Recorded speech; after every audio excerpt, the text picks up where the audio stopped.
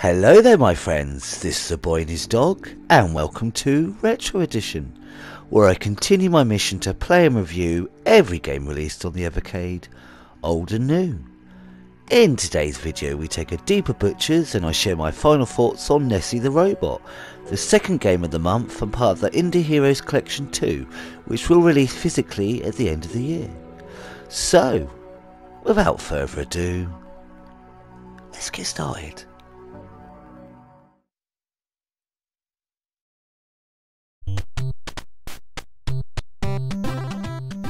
Nessy the Robot, NTR for short, is a platform game for one player, taking on the role of Nessy, a robot who is no way inspired by a piece of classic 1980s gaming hardware. It's your job to uncover the truth behind the slime creatures and deadly robots invading Pixel Park. Jump, bounce and shoot your way through a variety of levels on your quest, but beware the unexpected. Nessy the Robot is an indie platform game released in 2020 for the NES and anything that can run NES emulation. It was created by Daniel T Gaming and, as with most indie games, has an interesting background, which you can learn more about in a short but interesting behind the scenes video he made, or I'll put a link in the end card at the end of the video for you, as it's definitely worth a watch, and it's not that long either. And he seems like a genuine diamond geezer.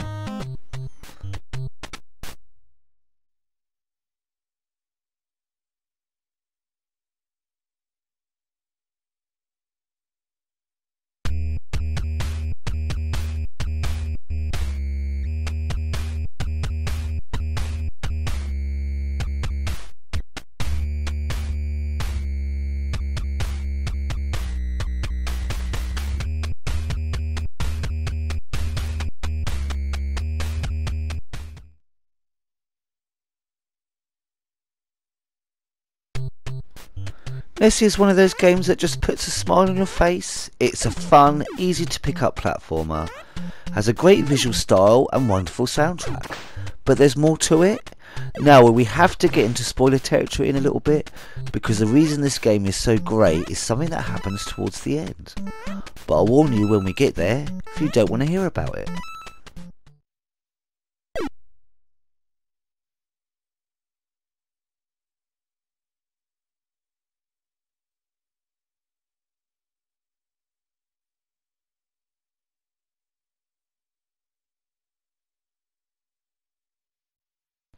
After an initial opening stage with a nice story told through simple but effective cutscenes sprinkled throughout, you finally get to the meat of the game, or so it first appears.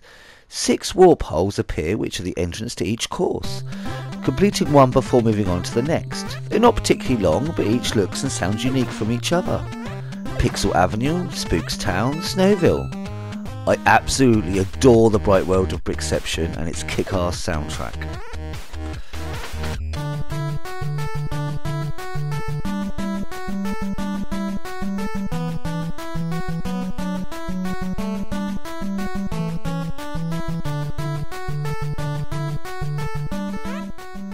Within each course of pickups, which I haven't found a use for, doorways which lead to a groovy bee you can chat with and get hints from, but most excitingly there are many secrets dotted around. If something looks off in the scenery, it may just lead to a secret room. This was great as it had me scrutinising every stage once I learned what the game was doing. I also love that there are various dogs throughout the game you can pet, and there is a dedication at the end which makes their inclusion rather touching. All of that would be groovy in itself, but what I think really elevates this game is what comes after. So, spoiler territory now, block your ears and poke out your eyes if you don't want to know.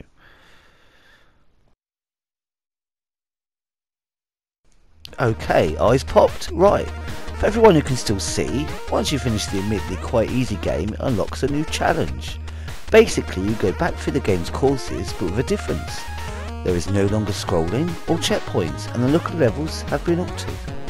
What this means is, for each course you must make it to the end and kill the boss without dying, or you begin at the start again.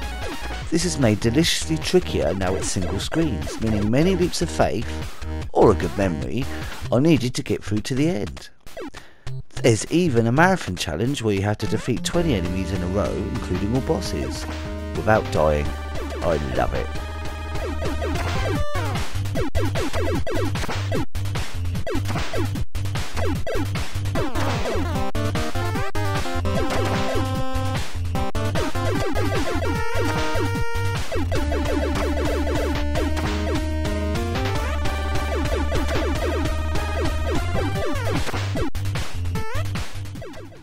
And my final thoughts on this game, I bloody loved every minute of it. My one complaint, and it's not really a complaint, just a want, I wanted more. Especially in the challenge mode, maybe more enemies, longer stages. Most of the time they were actually shorter, and some of the later, more interesting elements from the main game weren't included. But again, it's not really a complaint, I just love the idea so much I wanted more of it. And I wanted it harder. Either way, the implementation of secrets throughout all the courses of the main game make you want to go back and see if there are any more to be found. And it's such a joy to play it, so it's easy to have one more go, or two, or more. Also a perfect game for speedrunners, am I right? I can't believe how high the bar is already with these first 2 games of the month. It makes me so excited to see what they throw at us next. Tapeworm alone is enough to make buying the Indie Heroes Collection 2 a no-brainer. And now we have this. This could be on its way to being even superior to the first Indie Heroes Collection. I know, that's surely madness. We shall see. And if you've made it here to the end of the video, thank you very much for joining me. Please leave a thumbs up or a comment if you would like. Either way, I'm just chuffed you poked your head at the door to take a gander. Join me in the next video when we are back on the Atari Arcade Collection, taking a deeper butchers at Centipede. I hope you have an awesome day, my friends. And until next time, be seeing you.